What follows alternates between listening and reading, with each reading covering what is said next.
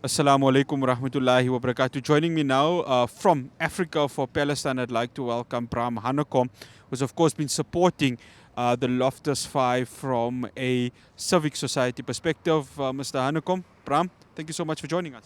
Thank you so much for having me, and again, thank you so much to Hilaal TV for showing all the support and providing this important coverage on the Loftus Five case.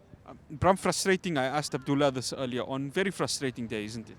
No, absolutely, but I do want to thank Abdullah and Yasneem for their pro bono services in helping the Five. It's been an immense show of solidarity, so I do want to mention that and thank them.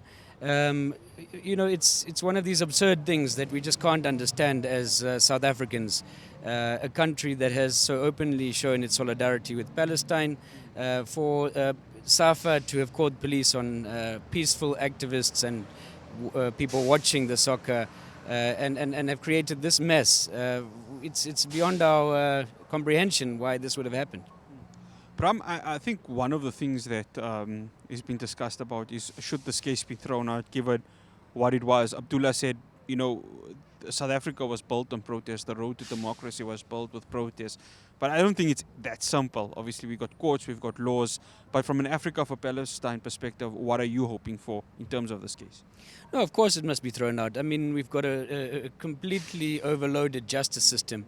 We've got all sorts of criminals waiting their court dates. And then we've got human rights, soccer supporting fans who went and watched a soccer match and bought tickets and sat in the stadium wanting to watch a soccer match and were confronted with the most absurd behavior by police and law enforcement that we'd seen ever.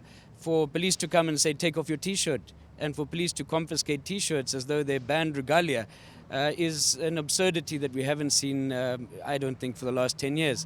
So certainly it's a waste of taxpayers' money. It floods the justice system with frivolous cases like this.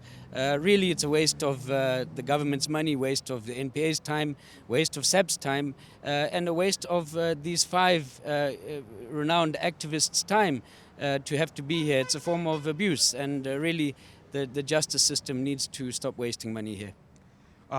Bram, the case, there's obviously a case that was opened against the South African Police Service. There's also a complaint. I don't know what's the progress with against the South African Football Association. Can you update us on that, please? No, absolutely. The cases had been opened against the police by the Five. They are pursuing that. Some challenges. There's a likelihood that IPID will receive a complaint shortly. So that criminal justice process proceeds.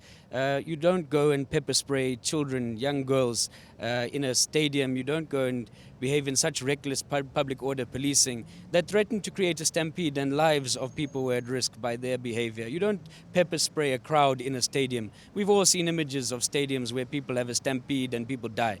So that Ellis Park 2001. Exactly. So absolutely unacceptable behavior. Consequences must follow. But as for SAFA, I mean, they failed to respond to a letter of demand.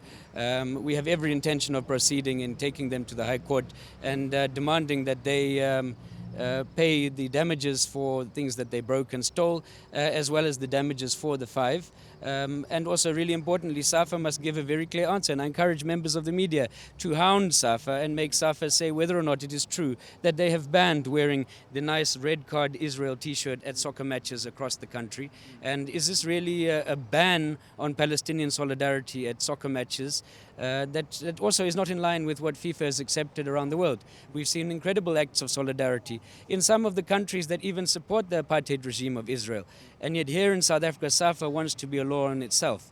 So really, I hope that the letter of demand and the action that follows will ultimately lead to SAFA clarifying whether or not they have banned Palestinian solidarity at soccer matches. Bram, we've seen solidarity glow. Obviously, we had the global march to Gaza. Obviously, authorities in Egypt did not allow for that to happen. We had the meddling flotilla, which of course, did not reach the shores as they were taken hostage by the Israeli forces. This global solidarity, it's only going to get bigger, isn't it? No, of course, and I think that's the importance of the Five.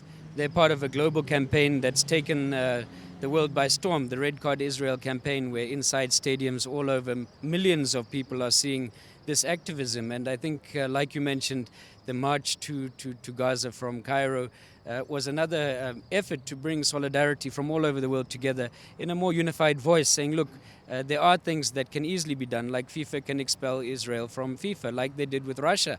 They are able to do it. They've shown us. So why they would allow a genocidal regime to continue to play takes a global response. And I think that's why people here bought their tickets, went and sat in a soccer match and wore their red card T-shirts and showed their solidarity. So it's all part of the same thing, this global action, these actions happening in Israel and in Palestine and happening in Egypt. It's all part of one huge wave of activism. Bram, absolute pleasure having you, and thank you so much. Thank you so much.